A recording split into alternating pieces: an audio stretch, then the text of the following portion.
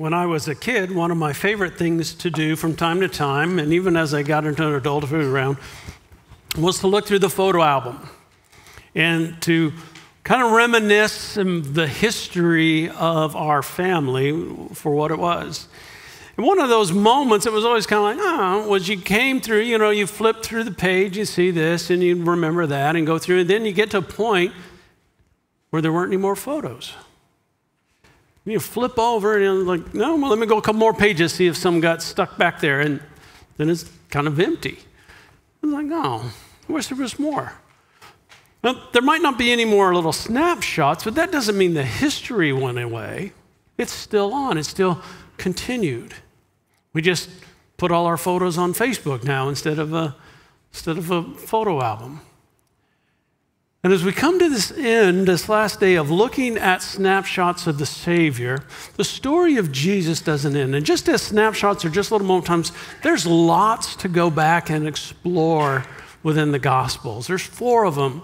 And I encourage you, if you've enjoyed what we've looked at, go read for yourself in one of those and take a look, spend some time, read a chapter a day, half a chapter a day. Just let yourself soak it in and see Jesus at work and see his words and just let them kind of wash over you a little bit, just day by day by day. The good news is that our story also doesn't end. There is a sequel, so to speak. When Luke wrote what he wrote the Gospels that we call the Gospel, the first account about Jesus' life, and then he wrote about kind of what happened after that. And we call that book the Acts of the Apostles, or just the book of Acts. And so here's what's going to happen. Next week, we're going to kind of push pause. It's going to be our VBS Sunday. And Becky's going to be bringing the message, and the kids were going to be leading us in some songs, and as a part of that, and just getting us ready for VBS. So I hope you'll be here. I hope you'll be there and just be a part of things. And then the next week, we're going to pick up by looking at what I call church directory. We're going to look at some of the key people in the book of Acts and what they did, and we'll kind of learn a little bit more. And then we're going to get to the book you've all been waiting for. Last 2 weeks, July. You ready for it? Revelation. And we're going to spend on that magnificent book, we're going to spend a total of 2 weeks. My plan is to just help you see it maybe in a different light than you've always kind of heard of it, who's the Antichrist and what's going to happen, blah, blah, blah, and maybe just see what it was actually intended, how it was written to give encouragement to people in their faith during very difficult times, and to be kind of see behind the scenes from heaven's perspective what is going on. So lots of good stuff coming up, and I hope you will be a part of it. So we come this morning we're in our narrative as we've looked, Jesus has now been crucified, been buried, and he's been raised from the dead. And he's been appearing to people. It says up to 500 people at one time. So people are seeing that he is alive. But then we get to this. Verse 16, Matthew 28 says, Then the 11 disciples went to Galilee, to the mountain where Jesus had told them to go. And when they saw him, they worshiped him, but some doubted. It's probably a reference to Thomas, maybe some others.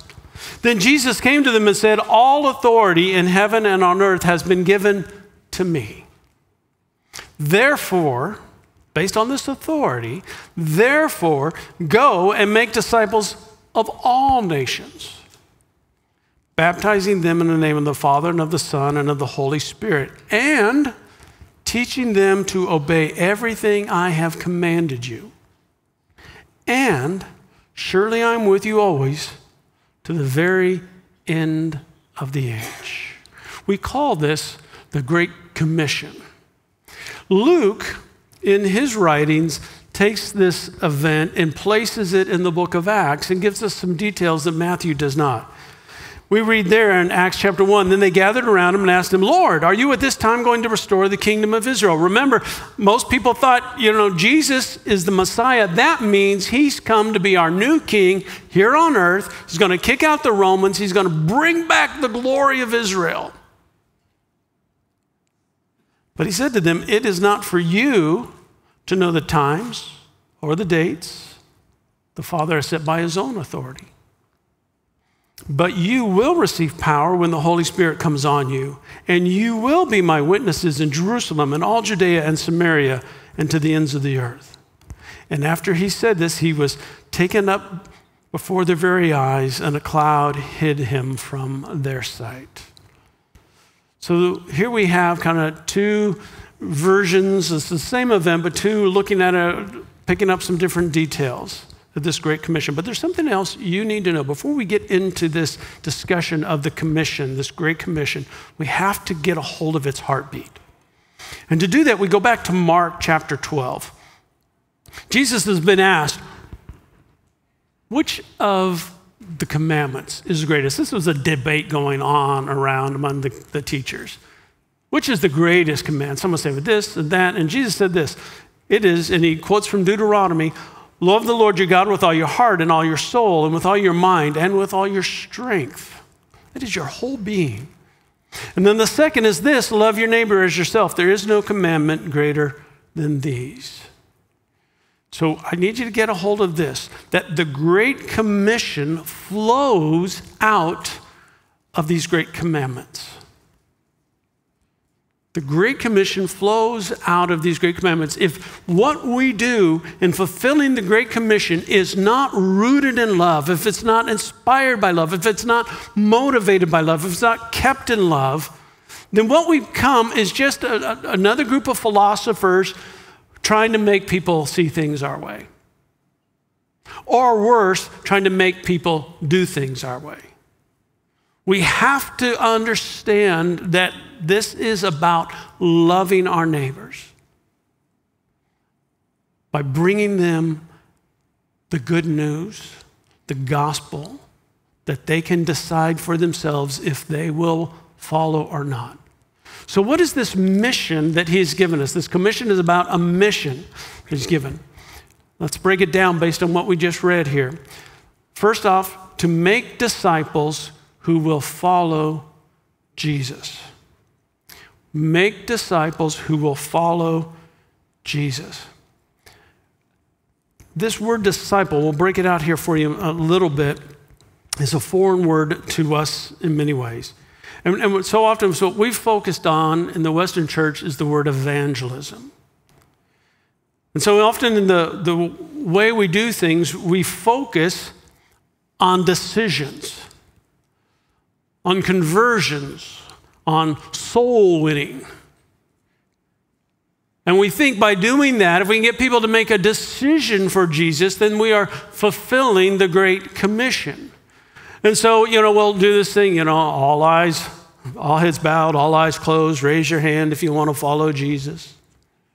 Or we might build on that and say, let's be baptized. But we talk about a decision, just simply crossing a line. And then oftentimes what happens, we leave it there. And so we can check off, well, how many people raised their hands? How many people came forward? How many people were baptized? And we just look at that, whoever crossed that line, and then we think, we did our work. That's not how the New Testament looks at things. They look at the process of a disciple. And what is a disciple doing?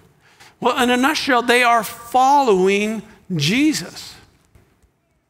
And so if we're not inviting people to follow Jesus and all the implications that go with that, then we are really not fulfilling the Great Commission. The Bible doesn't tell us to go out and fill our churches. It tells us to go out and make disciples. Let's break that out a little bit more. So we need disciples who will follow Jesus and, as he says here, and learn everything he has commanded.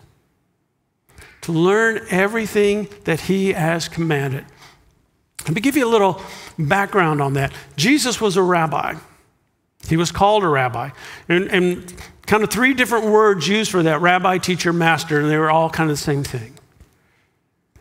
And to be a rabbi in that time and place was to really be something. And the way things worked was, as a child, growing up, you went to school so far, and then you kind of got to that point, and that was kind of maybe for you the end, and you go out and you you go work somewhere, do your job, whatever. But if you're really smart, and really kind of you might go on and learn even more. Now, a lot of this was based on the Torah and the Old Testament, so you get all that grounded down there, and then you might really get more learning and more stuff. And then if you were the best of those students, a rabbi might invite you to follow him. If not, then you went back, found a job, and prayed that maybe one of your children would grow up to be a rabbi. But you were out of the rabbi business. And so think about this. Who is Jesus called to be his disciples? Fishermen, tax collectors, zealots. These were not the best of the best. These were ordinary representative people of you and me. And he called them. And what would they do? They were to learn what he taught. And then the process is it continues on. Now, as I said, that word disciple is a weird word for us. We don't use it very often, maybe almost kind of in a negative sense. John Mark Comer gives us maybe a good word for us to kind of think about it. We would use maybe the word apprentice. To be an apprentice. And so when a rabbi would call somebody and say, yes, you can be one of my disciples, you can be one of my apprentices, because that's what rabbis did. They gathered disciples, they gathered apprentices. What Jesus was doing was not unique in his methodology. It was his teaching that astounded everybody. But people recognized, Jesus is doing what rabbis do. And so think about that word apprentice and what you might know about it. I'm going to go into an apprenticeship. Well, you don't go in and just suddenly start plumbing or heating and cooling or electrical or whatever it might be, printing. You go and you watch that one person. You spend a lot of time there with them. You get your hands dirty, you help them out, and then by bit, you get to do some of it a little bit, and you kind of go on. And that's what it was to be a disciple of a rabbi. So John Mark Comer gives 3 words or 3 goals that people aimed for. The first goal was to be with your rabbi. You wanted to be with your rabbi. You wanted to spend time with them. They didn't hold school in a building somewhere and then, the students came and then left. They were with them. Where the rabbi slept, you slept. Where the rabbi ate, you ate. Whatever the rabbi was doing, you were along for the ride.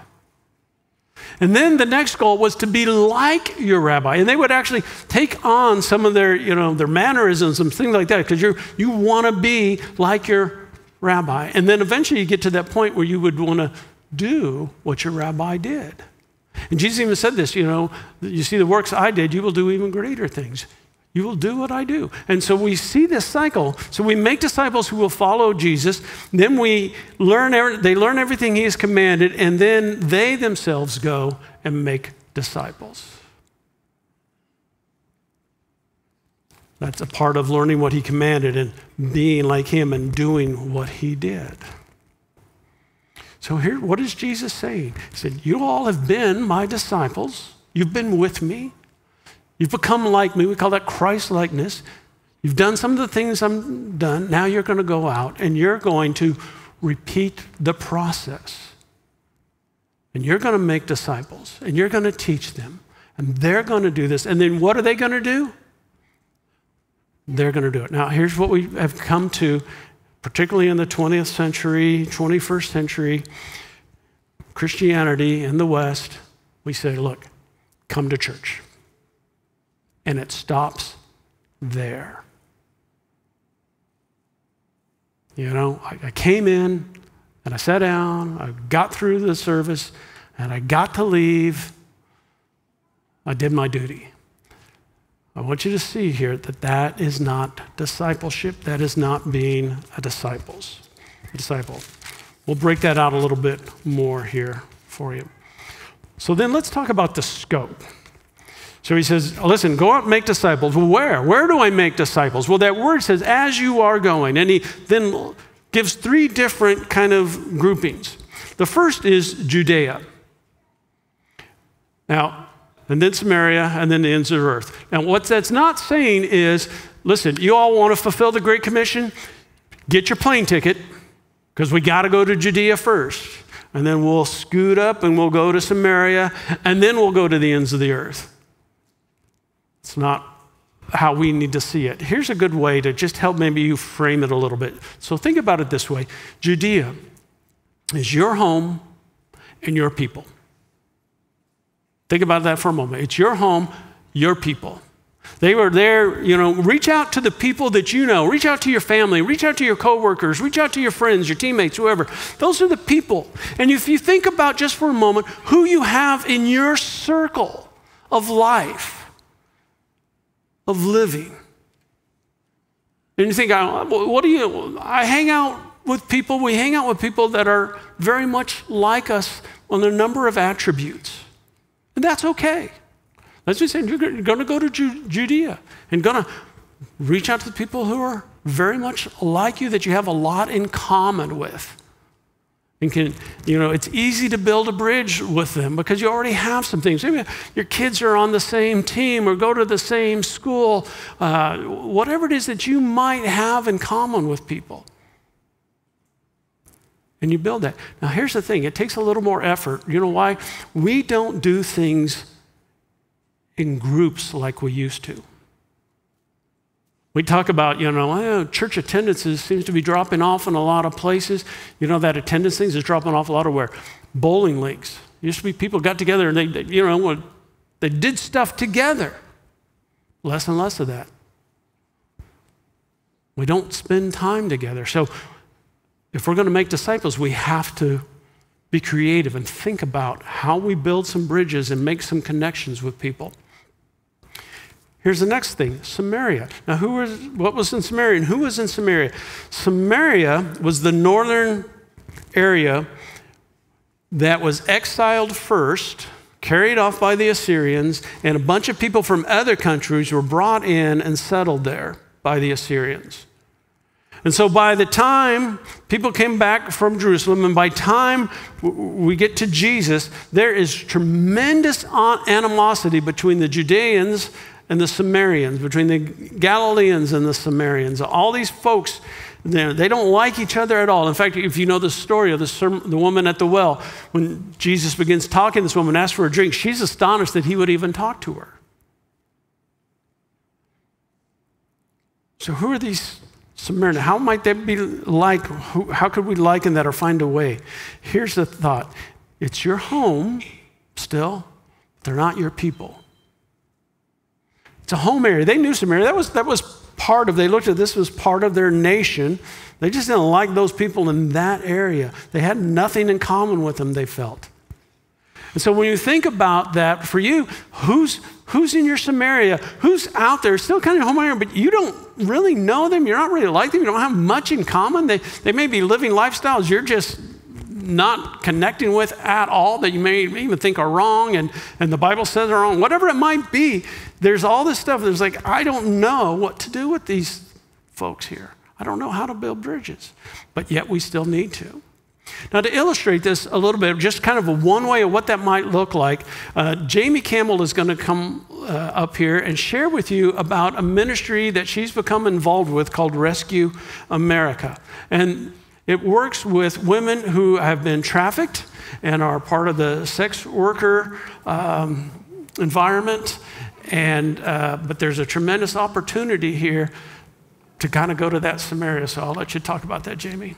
Thank you. Good morning. My name is Jamie Campbell, and my family and I have been attending ECC on and off for the last 15 years, and we call this our home church.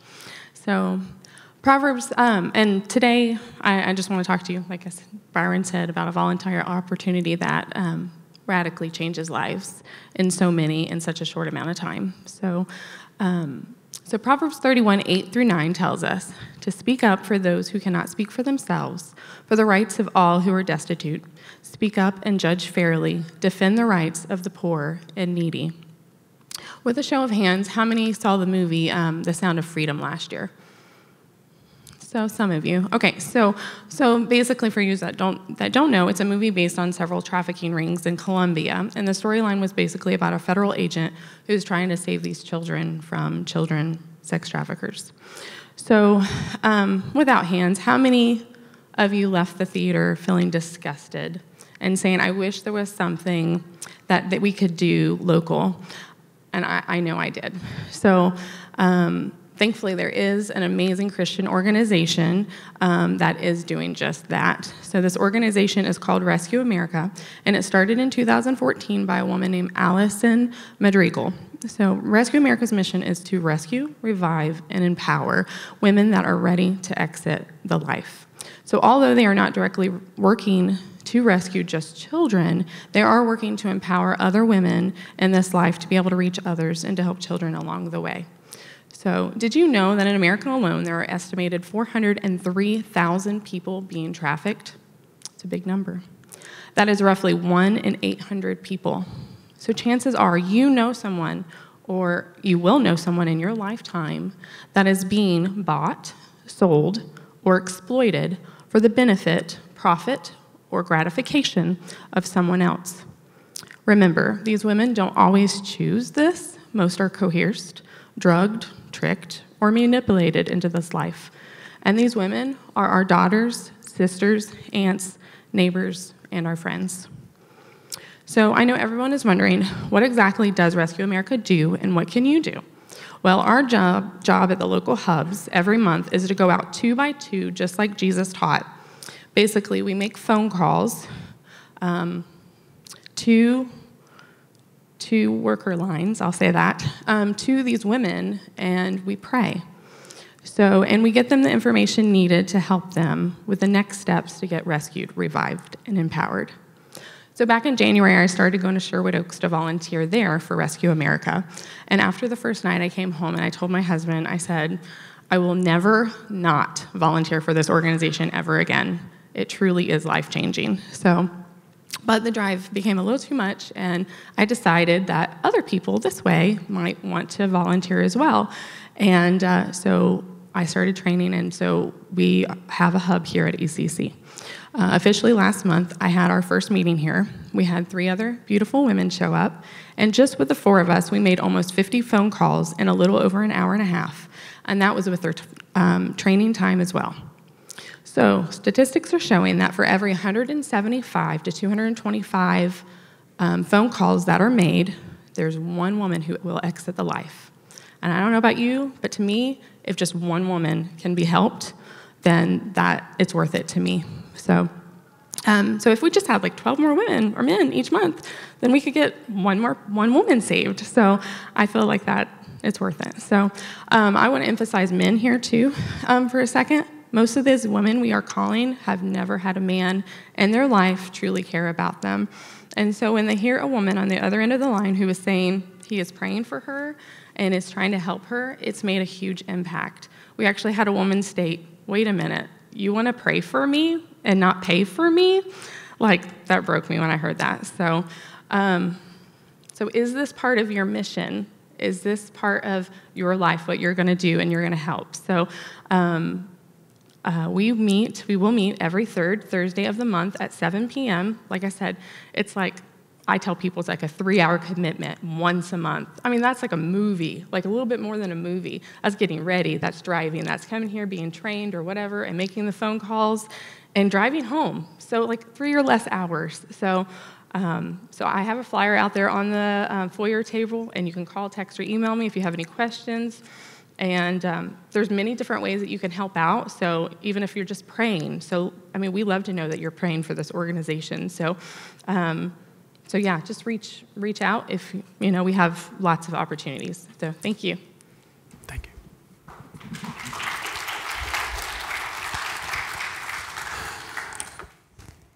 There are, as she pointed out, there are flyers out there. You can grab one. Also, we'll put the same information and some other things in the email that goes out on Thursday, so you can kind of follow up and see, get a little bit more. There's only one flyer. I actually made copies for you. Oh, you did? Yes. So grab that, and if you have some interest there, pray about it. Again, that's moving us out of our comfort zones. can be challenging, but it's the thing that grows us. And that's just one way. There's all sorts of things around us where people that we just don't normally connect with, it's going to take some energy on our part to do it. But it's what the kingdom is made of and what we were called to do. So let's talk about the ends of the earth. Who's that? Well, it's not your home and it's not your people. It's not your home, it's not your people. It's far away. Now, it might be as far away as, an inner city somewhere or very, I was telling one of my kids I've never been to New York City. Because I grew up in the 70s, and the 70s, New York City in the 70s was rough. I watched a lot of Barney Miller, and I some of you know what that is. I didn't want to go there. I never really wanted to go there. But there are people there that need Jesus, and there are those who are going there and building those bridges. But it can also be in foreign lands, and there are people who will go and they will live there and be a part of those things. So the commission is everywhere. Well, how do we do it? What are the methods to make this happen? First off, you need to make sure that you are a disciple yourself. And as I said, a disciple is not someone who just comes in on a Sunday morning, endures a sermon, mumbles through some songs, and then goes home. A disciple is someone who is following in the way of Jesus, who has committed themselves to be with their rabbi, Jesus, to be like their rabbi, Jesus, and to do what their rabbi did and what he would have them do. That's a disciple. And so make sure that you are a disciple yourself. The aim is to grow in our love for God and to grow in our love for other people. So we want to aim to be with Jesus, be like Jesus, and do what Jesus did and what he would have us do. That's a disciple. So often we break church life, religious life, spiritual life, whatever you want to call it, into a slice of a pie of our life. Just one thing we do. I got all these other things, and here's my church thing. Instead, you need to see that following Jesus is the whole pie, all mixed up together. Work and play and faith and all that stuff, it is in there in one thing. So be a disciple yourself. Now, there's a lot to unpack with that, and we're going to start tackling that a little later in the fall and spring, but I want you to kind of begin thinking that through. Next, we need to go and do. We need to go to the place. Now, sometimes that going is across the street, down the street, over to that park, somewhere else, and just being there. And then do the work of building relationships, making connections, teaching people what you've learned about Jesus, sharing that, and helping them see for themselves. Now, where do we go? Well, as we see, sometimes we go nearby, sometimes we go far away or further away. It's going to be a little of both. And one time it might be nearby, one time it might be farther away. So it says some people go, and what they do is they have packed up, sold off everything they need to sell off, packed up what they need to just take over, get down the smallest amount, and they move, and they learn a language, and they become a part of a culture and a land, and that's where they live their lives. Now, it might be for a little bit or a long bit, but they go. And in this room, you need to know, this room, people from this room have gone all over this world. Not just, some for a short time, some have lived decades there. And there's nothing that's saying that any of you couldn't be one of those two. So sometimes we go long term, sometimes we just do a short term thing, a week, 2 weeks, maybe a month. And then we need to send and support. And what kind of things do you go and do for the short time and would get sent to do? Sometimes it's very physical stuff. Sometimes it's to go and teach and preach. Sometimes it's medical missions. There's all sorts of different things that need to be done. All sorts of things. Some of you remember Dave Sandifer. He was here this weekend, here in the first service. Dave and I had breakfast yesterday morning, and he was telling me about one of his trips. He is an engineer by trade with energy type stuff, and he goes off with this group that sends people to look at projects that groups are trying to do in other nations, non-for-profits, Christian-based folks, and they help them they do that back behind the scenes stuff of getting things ready for the build, the engineering stuff. That could be you too. Don't think you don't have what it takes, you don't have the skills to do something. There's all sorts of stuff that needs to be done. So we send people and we support them. And I encourage you, every week we take a month and we look at one of our missionaries. And I implore you, I encourage you, if you haven't, get on their prayer list as those come through. Get on their list, their email list, go to their website, follow them on social media so you know what's going on and how you can be supporting them. And maybe sometimes, we support through our general giving here, but you may want to jump in with your own giving as well, or when special needs come up, and to just be a part of that. That's something that's all of us are called to do and be a part of. Now, to kind of illustrate that and put that into practice, we've got 2 teams that are going, and if they can start making their way up here, we've got our youth team that is getting ready to go to Costa Rica, leaving on, I think it's on the 8th, and next Saturday we've got a team going down to Jamaica, and we're going to, I didn't get it on there. We'll let them, Troy and then Matt's going to talk about that, and then we're going to take some time to pray. I'm going to get it out of the way. Well, good morning. For those who don't know me, I'm Troy Guthrie. I'm the worship pastor here, and this is most of our group. We have 11 who are going to Jamaica. We leave next Saturday. This will be the church's 3rd time going to Beechertown, Jamaica, which is a village about 20 minutes up the hill, up the mountain from Ocho Rios. And we're an adult group that is going to do construction things. So we leave next Saturday. We're there for 8 days. Kind of just a little bit about what our trip will look like. Next Sunday, while you all are enjoying VBS Sunday and the nice air conditioning, we are going to be sweating in a really tiny church in good old wooden pews, about 85 degrees with no air conditioning. We do open the windows so there's a breeze, a hot breeze. We will be dressed much like this. Not really. We have to wear suits and dresses. They still kind of have that cultural expectation. So not only is it hot, it's suit hot, which is awesome.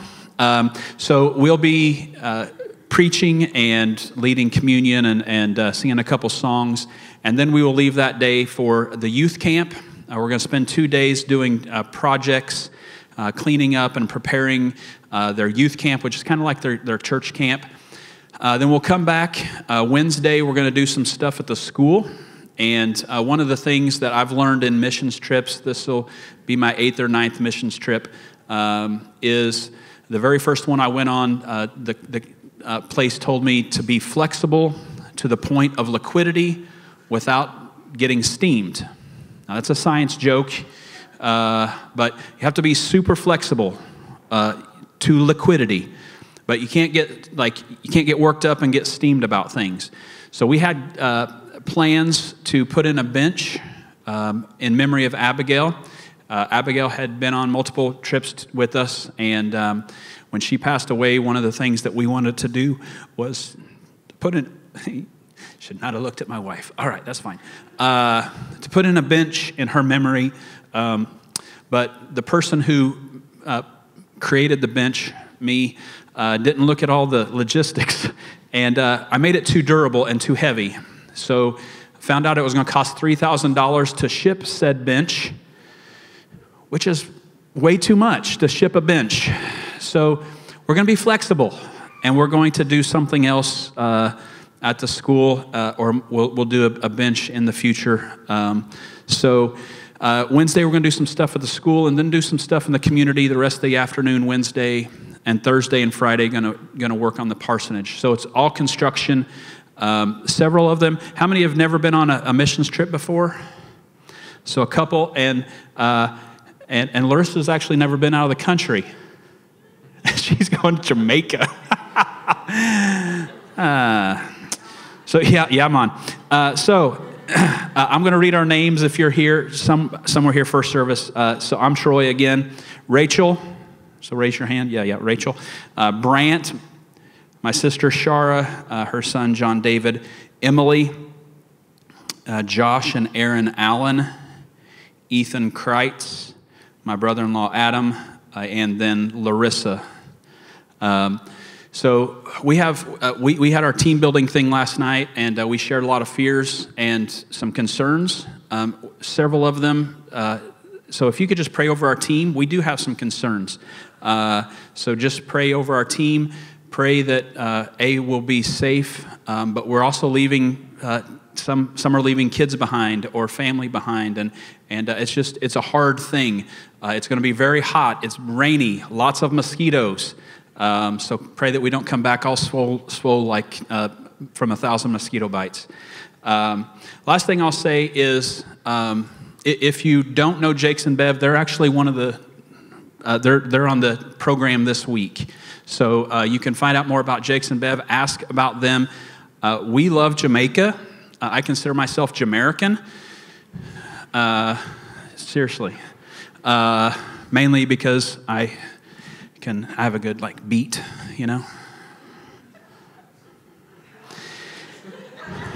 So, several people after first service asked what these things mean. So, Irie, if you guys say Irie, you're speaking Jamaican. Yeah, man.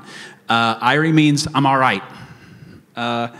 Walk good is like a blessing. So, if instead of saying God bless you or God be with you, you can say walk good. So, walk good. So if you'd pray that our team would walk good, that the Costa Rica team would walk good, that'd be great. All right, our Costa Rica mission trip is student-led trip, so I'm going to let the students lead.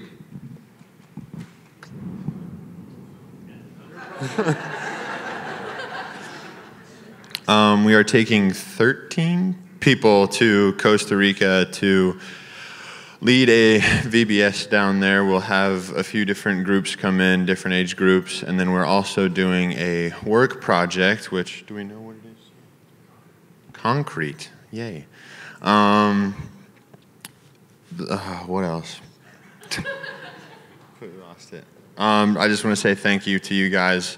You guys helped raise the money and everything, so thank you for that. And then the 13 people coming with us are Amelia, Maddie, Seth, Devin, Chris, Jaden, Reese, Kenzie, Addison, and then our 4 adult-ish people are Jennifer, Matthew, Ryan, and Sarah Trisler. So he forgot to mention things that we need prayer for on the trip are, of course, safety. Some of the people on the trip have never been out of the country. Some of them have never been on a mission trip. And so it's going to be an interesting, fun trip. As it's being a student-led trip, that means that when it comes to our work project, the work leader for our trip is Jaden, and he's never done construction. He's never done concrete work a day in his life. But he's going to learn how to lead us in concrete. And then when we do VBS, Reese is actually the VBS leader for us. We had a great meeting Thursday where we all got together, and my job in the meeting was to bring Chick-fil-A and to order stuff off of Amazon while they all did all their stuff. So that went very, very well. So prayer that we adults can actually let them do stuff, which means we actually have to let them fail and then teach them how not to fail again in the future as we do stuff. And that's going to be difficult for Sarah and Jennifer specifically to do. So just pray for us with those. All right. you do me a favor? Would you put out your hands? Just reach out your hand, one hand, whatever, just as, for a blessing on them, as if you were going to put your hand, lay your hands on them and part. So let's pray together. Father, I lift up these two groups to you right now. They will need your blessing in traveling, that all goes smoothly and well. But we know, Father, that things do not always go as planned or anticipated, and so we pray for the grace and the wisdom and the guidance and the flexibility to just encounter things, to the creativity to solve problems, all those things. Father, be with their family and friends, especially the family waiting at home for them, maybe worried a little bit, thinking about them. Just, Father, cover them all with your grace, your love, your tender mercies. Lord, use them to encourage the local people there, that they may be edified, that they may have a sense that they are also connected to the wider church body. Help them, Father, not to go as rescuers or saviors, but as brothers and sisters in Christ, just living out the gospel next to these precious people. And I just lift all this up to you now in Jesus' name. Amen.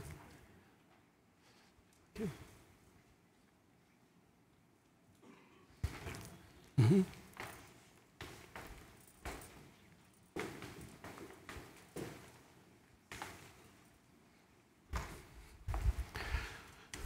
So there's one more thing that we want to consider that Jesus gives us, and that is the promise.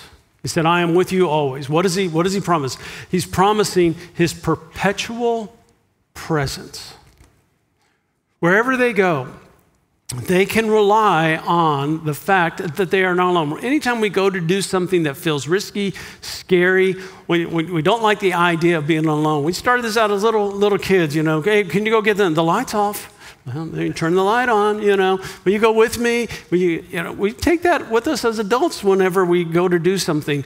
And we have this promise that Jesus is saying, I'm with you always. Whether it's you going across the street and inviting a friend over to a cookout or a Bible study or whatever you're ready to do at that moment, remember that Jesus is with you. You're not alone. Jesus has said, I'm going to send the Spirit ahead of you. I'm going to send the Spirit with you. You're going to have me through the Holy Spirit. I'm going to be with you. What we often just fail to do is recognize and remember that he is with us. He's with us right now, folks. He said, wherever two or more are gathered in his name, he's with us. Jesus is with us right now. And when you leave here in a few moments, he's not sticking behind. He's going with you. Because if you are a follower of Jesus, he is in you. You are not alone. You just need to remember that and recognize it. And one way that we can do that, whenever we take communion, we take that little piece of bread and a little cup of juice, like we're going to do here in just a moment, we have reminders of his presence. We have ways to tell us to remember not only his sacrifice, but of his consistent and constant presence. One word that is often used in some circles for communion is the Eucharist, which means about giving thanks. So I want to invite you in this moment now, as you take communion, to give thanks for his presence as well as the sacrifice. And as you go through the day, when you go and get out in your car, you sit down, give thanks. Just say, thank you, Lord, for being with me right now. When you walk into your house, say, thank you, Lord, for being with me in my home. When you go to work tomorrow, say, thank you for being with me at work. Give yourself some prompts and reminders so as you go through your day, you are reminding yourself of his presence. And may that give you the courage to fulfill the mission he has given you. Will you pray with me? Our Heavenly Father, I thank you now for this moment that we have, a moment to take hold of this promise of your presence, to remember and give thanks that you're not just with us here at church services. You are with us wherever we go. And Father, wherever we go, help us to make disciples who will follow you. I pray this now in Jesus' name. Amen.